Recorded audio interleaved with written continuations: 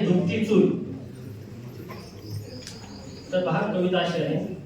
पावसाचं होतं थैमान, पावसाचं होतं थैमान आणि विजांचा होता तांडव. पावसाचं होतं थैमान आणि विजांचा होता तांडव. फुकीत होतीस तू चूल माय, फुकीत होतीस तू चूल माय आणि गळत होता डोक्यावरती मांडव. पेटत नव्हतं सरपान, पेटत नव्हतं सरपान, पावसानं झालं ओलं, धुरांनी केली थट्टा, तसं दोही डोळा पाणी आलं. गळत्या धारेखाली ठेवलीस तू, गळत्या धारेखाली ठेवलीस तू कळशी आणि बादली. आसवांची धार मात्र पापण्यातच थिजली, आसवांची धार मात्र पापण्यातच थिजली. पोटाची खळगी सोडून, पोटाची खळगी सोडून सगळं भरलं होतं पाण्यानं. चूल तरी पेटणार कशी, राखेल दिलंच नव्हतं वाण्यानं.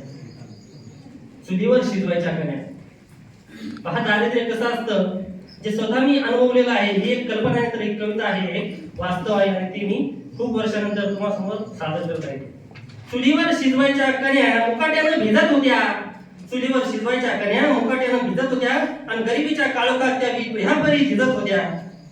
गरिबीच्या काळोखात त्या विह्यापरी झिजत होत्या. आज सारं बदललं तरी, आज सर्व परिस्थिती बदलली आहे, म्हणून आज सारं बदललं तरी तू अजून तशीच आहे. आज सारं बदललं तरी तू अजून तशीच आहे. जी कधीच बदलत नसते ती फक्त असते माय, जी कधीच बदलत नसते ती फक्त असते माय. पण धन्य आहेस माय तू, म्हणून धन्य आहेस माय तू, सारं हुंक सोसत आलीस.